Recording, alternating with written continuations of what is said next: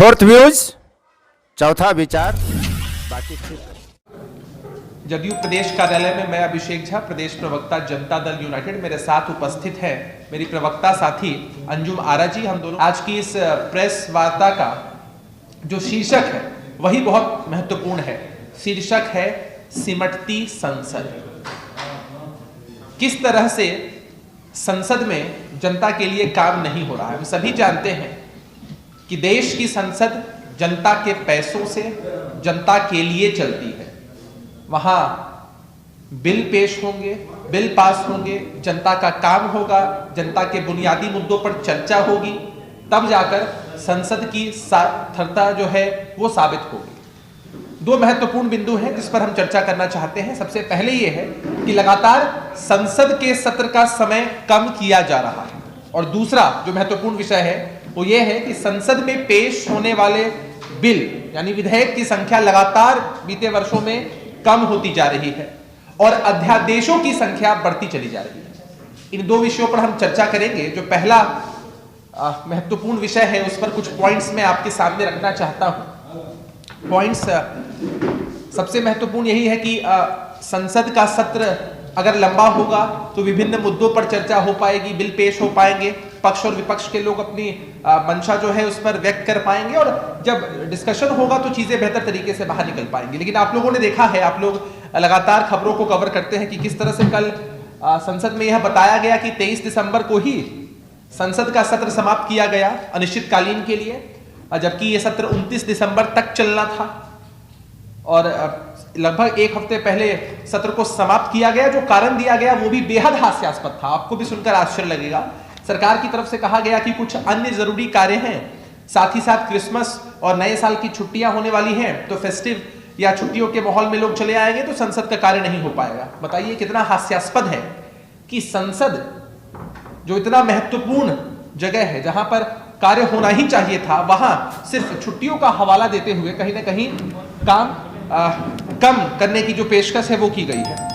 जबकि आप लोगों को ध्यान होगा, नहीं ध्यान है तो मैं बता दूं कि वर्ष 2011 की बात करें तो वर्ष 2011 में जो विंटर सेशन था, जो शीतकालीन सत्र था, वो 29 दिसंबर तक चला था, जबकि 8 दिन एक्स्ट्रा चला था। 29 दिसंबर से 8 दिन पहले ही सत्र को समाप्त होना था, लेकिन तब की सरकार कार्य करने के लिए कृत संकल्पित थी, इसलिए 8 दिन ज्यादा शीतकालीन सत्र चला था।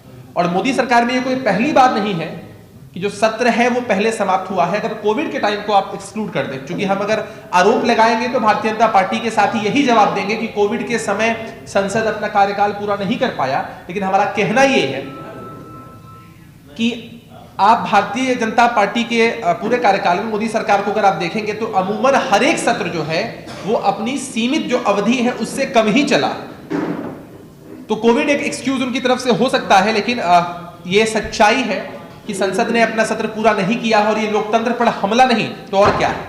मैं एक और तथ्य आपके सामने रखना चाहता हूं कि वर्ष 2011 में जो बजट सेशन था वो लगभग 50 दिनों तक चला था। वहीं 2022 की बात करें तो ये महज 24 दिनों तक चला था। आप अंतर समझ सकते हैं, एक तरफ 50 दिनों की बात होती है, एक तरफ महज 24 दिन बजट सत्र चलता है।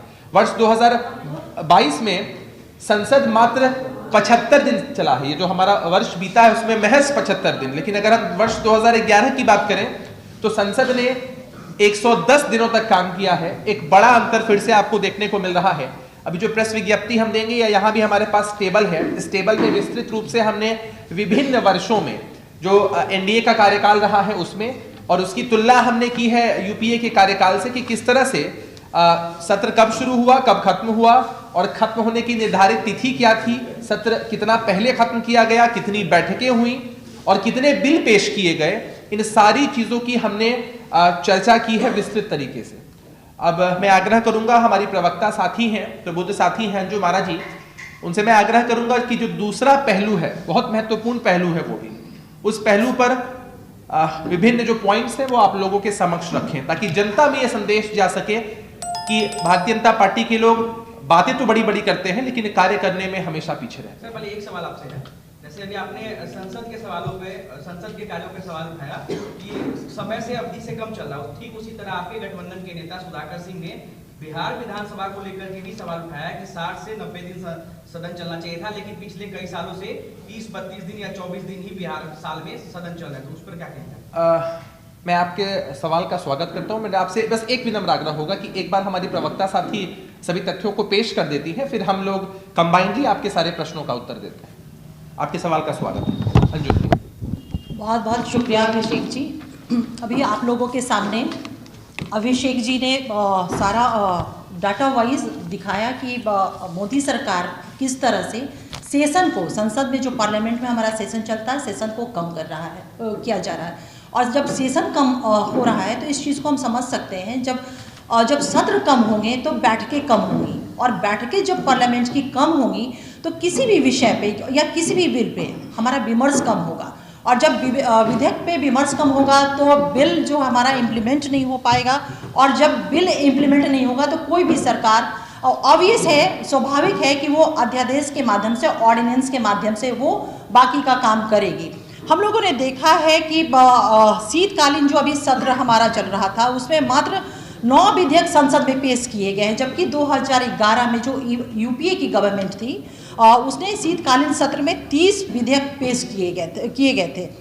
और हम लोग देख रहे हैं कि जब से मोदी सरकार सत्ता में आई है वो डेमोक्रेटिक तरीके से, संवैधानिक तरीके से और संसद में विधेयक ला करके काम जो किया जाता है उस तरीके से न कर करके, बल्कि ऑर्डिनेंस ला करके मोदी सरकार वो देश में काम कर रही है। जहां वर्ष 2022 में सरकार ने कुल 29 विधेयक संसद में पेश किए थे, वहीं 2011 में यूपीए गवर्नमेंट ने 58 विधेयक पेश किए थे। वर्ष 2014 से लेकर के 2021 के दौरान 7 वर्षों में मोदी सरकार ने 84 ऑर्डिनेंस लाए और उसके माध्यम से काम किए, जबकि यूपीए सरकार ने 10 वर्षों के कार्यकाल में मात्र 61 ऑर्डिनेंस ला करके काम किया है।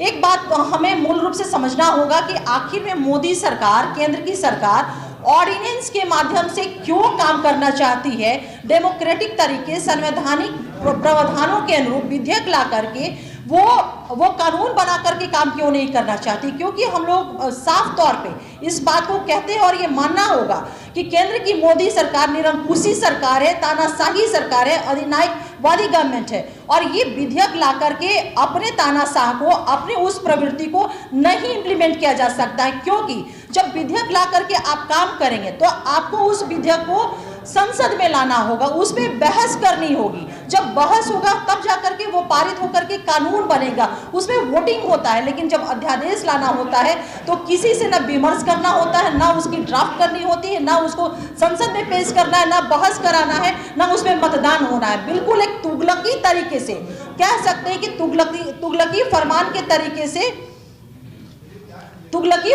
तरीके से उस पर काम करना होता है। हम लोगों ने हाल के दिनों में देखा जो कृषि बिल लाया गया था, कृषि कानून, वो विधेयक नहीं था, वो कानून एक्ट, वो संसद से पारित किया हुआ नहीं था, बल्कि वो ऑर्डिनेंस लाया हुआ था। और इस मुल्क के किसानों ने मोदी सरकार को बता दिया कि देश जो है, देश का काम, देश का वर्क एग्जीक्यूट होगा विधेयक के को लेकर के, एक्ट के को लेकर के, ना कि ऑर्डिनेंस को लेकर के। आप लोगों ने देखा कि देश के किसानों ने किस तरह से मोदी सरकार की नींव हिला करके रख दी और उन्हें बैक होना पड़ा उस ऑर्डिनेंस से। तो आप लोग इस चीज को आप लोग के माध्यम से देश की जनता को बताना चाहते हैं, ये उन्हें दिखाना चाहते हैं, उनका ध्यान आकृष्ट कराना चाहते हैं कि जो हमारे पुरखों ने संवैधानिक तरीका, संसदीय तरीका, लोकतांत्रिक तरीके से देश को चलाने की जो व्यवस्था की हुई थी, मोदी सरकार अपने तानाशाही रवैये को लेकर के उस व्यवस्था को, उस प्रावधान को खंडित करके और ऑर्डिनेंस के माध्यम से वो देश चला रही है। बिल्कुल हम कह सकते हैं कि केंद्र की मोदी सरकार संसद और संविधान की नहीं, बल्कि ऑर्डिनेंस की और तानाशाह की सरकार है। बहुत बहुत धन्यवाद।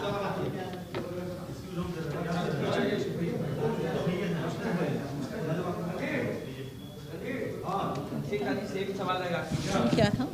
जो सवाल आप संसद को उठा रहे वही बिहार विधानसभा सदन पे उठ रहे, वो आप ही के गठबंधन के नेता उठा रहे हैं। बिहार विधानसभा सदन काफी कम दिन चल रही है। अगर आप आकलन करेंगे तो इतने वर्षों में नीतीश कुमार जी ने जो सदन को चलाने का निर्णय लिया है या सरकार ने कलेक्टिवली जो भी निर्णय लिया है, तो बिहार सरकार के परफॉर्मेंस को कभी केंद्र की सरकार के साथ कंपेयर नहीं किया जा सकता है। आप देख लीजिए कि जब भी सत्र बुलाने की बात होती है, कोविड पीरियड को हम छोड़ दें तो कहीं से भी हम कम नहीं है। और जिनकी बात आप कर रहे हैं, जो आरोप लगाने की आप बात कर रहे हैं, आप समझ सकते हैं कि कुछ लोग पूर्वाग्रह से ग्रसित होकर अपने एजेंडे के हिसाब से चीजों को कहते हैं, अपनी बातों को कहते हैं। हम ऐसा मानते हैं कि राष्ट्रीय जनता दल की तरफ से डेप्यूटेड है डिप्टी चीफ मिनिस्टर आदरणीय तेजस्वी यादव जी, उनके द्वारा कही हुई बात ही गठबंधन और सरकार को लेकर हम उसको तवज्जो देते हैं। सर, सवाल फिर से ये उठ रहा है क्योंकि संजय जायसवाल ने कहा कि 2016 में जो शराबबंदी कानून हुई उसका समर्थन तो हमने किया था, लेकिन नीतीश कुमार अपने ही पुलिस प्रशासन से शराब भिजवा रहे हैं, इसके बारे में तो उन्होंने कभी नहीं कहा था। लेकिन नीतीश कुमार जी के शासनकाल में ही ऐसा संभव हो पाया है कि बड़ी संख्या में पुलिस विभाग के साथ साथ एक्साइज विभाग के अधिकारियों को भी बर्खास्त तक किया गया। इतने लोग हैं जिन पर विभागीय कार्रवाई भी चल रही है। संजय जायसवाल जी जैसे लोग या भारतीय जनता पार्टी के जो नेता हैं, उनके बयानों से आप उनकी मंशा को समझ सकते हैं कि वो लोग समाज विरोधी और महिला विरोधी हैं। लगातार शराबबंदी की समीक्षा के आड़ में शराबबंदी को ही समाप्त करना चाहते हैं। इस तरह के मनगढ़ंत आरोप नहीं लगाने चाहिए। अगर कोई तथ्य उनके पास हो, तथ्य को सामने रखें, हम वेलकम करेंगे, उसके हिसाब से कार्रवाई भी होगी। लेकिन विरोध करने के लिए विरोध करना है तो करते रहें। बिहार की जनता, बिहार की महिलाएं, बिहार के लोग इस बात को जानते समझते हैं कि शराबबंदी के कितने फायदे हुए। क्या आप लोग ब्लड टेस्ट करवाने के लिए तैयार हैं? वो कह रहे हैं हॉस्पिटल का नाम बताइए, हम लोग आ रहे हैं जांच करवाने। देखिए, इस तरह की बेबुनियादी बातें करना ही उनकी आदत सी बन गई है। हम नाम नहीं लेना चाहते हैं उनके कितने ऐसे लोग हैं जिनकी संलिप्तता ऐसी चीजों में रही है, लेकिन कानून अपना काम करता है। वो आम और खास का कोई भेदभाव नहीं देखता है।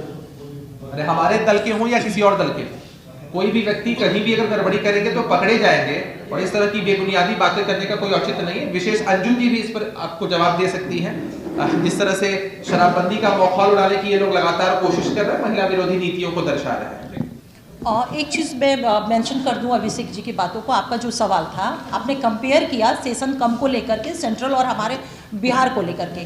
लेकिन एक चीज़ मैं आपको बताना चाहूँगी कि वहाँ जो सेशन कम हुए हैं, उसके बाद जो वर्क एग्जीक्यूट हो रहे हैं, काम हो रहे हैं, वो ऑर्डिनेंस के माध्यम से हो रहे हैं। हम लोग तो चुनौती देते हैं ना, कंपेयर कर लीजिए। हमारे नेता, हमारी सरकार जो भी वर्क एग्जीक्यूट करती है, काम करती है, वो विधेयक के माध्यम से सर्वसम्मति से और विधानसभा में संवैधानिक तरीके से, लोकतांत्रिक तरीके से उसको पास करा करके। दूसरी चीज़ शराबबंदी की जो बात है, एक तरह से देख लीजिए कि पूरा 10-12 दिनों से बना हुआ है पूरे बिहार में नैरेटिव लोगों ने बना करके रखा है कि शराबबंदी फेल है, शराबबंदी कानून फेल है, विचार करना चाहिए।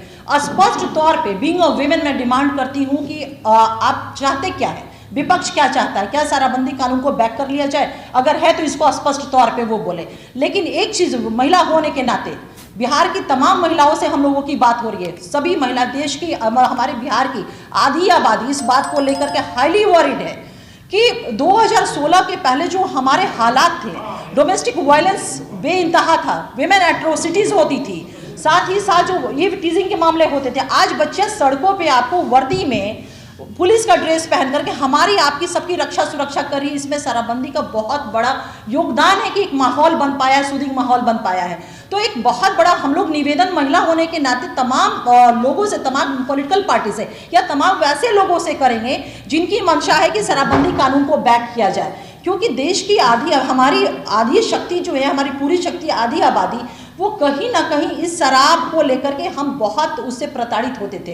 हमारा रहने सहने का स्तर सुधरा है, हमारे हालात सुधरे हैं, हमारी बच्चे अपने सपनों को साकार कर पा रही हैं। आप सोचिए ना, राइट टू इक्वालिटी कॉन्स्टिट्यूशन में सभी को समानता का अधिकार था। 2016 के पहले क्या कोई पिता हिम्मत कर सकता था कि अपनी बेटियों को रात के 8 बजे 9 बजे सड़कों पे वो स्वतंत्र उसको छोड़ दे कि वो अपने भविष्य का निर्माण कर पाए? आज वो माहौल नहीं है। ये शराबबंदी की देन है। हम सबको मिल करके एक सकारात्मक विमर्श बनाना होगा, पहल करना होगा कि जो माफिया, जो फैसिलिटेटर, जो प्रमोटर इसको चुनौती दिए हुए, उनके विरुद्ध हम लोग को खड़ा होना होगा। जो नीतीश कुमार जी यात्रा लेकर निकल रहे हैं, पिछली बार भी समाज सुधार अभियान चलाया गया था, क्या वो पूरी तरह से फेल था कि फिर एक बार यात्रा लेकर निकलना पड़ा? नहीं, देखिए, हमारे माननीय मुख्यमंत्री श्री नीतीश कुमार जी सिर्फ पिछली बार ही यात्रा नहीं, बल्कि ऐसी, मुझे जहाँ तक याद है 15, अब तक 14 या 15 यात्राएं हो चुकी हैं। तो आप देखिए, जो भी डेवलपमेंट, विकास या सुधार, शराबबंदी समाज सुधार का एक प्रयास है। ये हमेशा ग्रेजुअली होता है। आप चाहेंगे कि कानून बना करके, एक यात्रा करके या एक इंटरेक्शन करके, एक विमर्श कर करके हम इंटायर हजारों वर्षों का जो एक सिस्टम है उसको हम कंट्रोल नियंत्रण नहीं कर लेंगे, तो ये कोई सरकार नहीं, कोई व्यक्ति नहीं और कोई एक समाज नहीं कर सकता। सोशल चेंजेस हमेशा ग्रेजुअली होता है, एक प्रक्रिया के तहत होता है, ये हमें समझना होगा। और माननीय मुख्यमंत्री नीतीश कुमार जी, हम महिलाएं बहुत कृतज्ञ उनके प्रति कि वो हिम्मत नहीं हारे और लगातार इस दिशा में वो प्रयास कर रहे हैं और फिर से यात्रा उनका उसी प्रयास का एक बहुत सकारात्मक मैं कहूंगी कि निर्णय होगा, जिसे तमाम महिलाएं स्वागत कर रही हैं। यात्रा का क्या स्वरूप होगा? यात्रा का क्या स्वरूप यात्रा का क्या स्वरूप होगा? नहीं, यात्रा का स्वरूप क्या होगा, ये सरकारी यात्रा है, वो जब चीज़ें तय हो जाएंगी, आप जानते हैं कि कोई भी सरकारी कार्यक्रम वो बनते हैं तो आप लोग को सूचित कर दिया जाता है। आज के प्रेस कॉन्फ्रेंस में यात्रा का स्वरूप क्या होगा, ये क्योंकि वो स्वरूप अभी तक हम लोगों को जानकारी नहीं हो पाई है और ये कंप्लीट ये सरकारी यात्राएं होती हैं जिसके और जो आप लोग को सूचित किया जाएगा, अवगत करा दिया जाएगा। देखिए, हमारी सरकार कोई भी पॉलिसी बनाती है, कोई भी कानून बनाती है, वो बिल्कुल मुकम्मल बनाती है। निश्चित रूप से हमारी अकाउंटेबिलिटी है। मैं तो हम लोग बार बार इस बात को कह रहे हैं कि इस दिशा में सतत जीविकोपार्जन योजना हमारे यहाँ है 2018 से। 2016 में जब हमारे यहाँ कानून बना, 2018 में ये योजना हमारे बीच में आई और 840,000 करोड़ रुपए का प्रावधान है। 1 लाख परिवार को उसको बेनिफिट देने का लक्ष्य है। 150 करोड़ रुपया हमने अनुदान दे रखा है इस पे जो होती है। तो मुआवजा इज डिफरेंट थिंग, इस पे हम लोग लगातार 10 दिनों से विमर्श करें। मुआवजा कॉम्पनसेशन, एक चीज़ आप बताइए थोड़ा सा रैशनल होके और रिजनेबल होकर के, क्या अगर कोई कानून का उल्लंघन करता है तो और घटनाएं घटित होती है, क्रिमिनल एक्ट हो जाता है, तो उसको कॉम्पनसेशन देना चाहिए। है कॉम्पनसेशन की व्यवस्था है, कब? उसमें सारी चीज़ें दी गई है सीआरपीसी में कि जो भी माफिया हैं उनकी संपत्ति को सीज किया जाएगा और वो सारा एक प्रक्रिया दिया हुआ है, उससे आप लोग भी अवगत है। तो निश्चित रूप से जो विक्टिम फैमिली है उसके लिए योजनाएं हैं और हमारी सरकार निश्चित रूप से उनको देखेगी। फोर्थ व्यूज, चौथा विचार।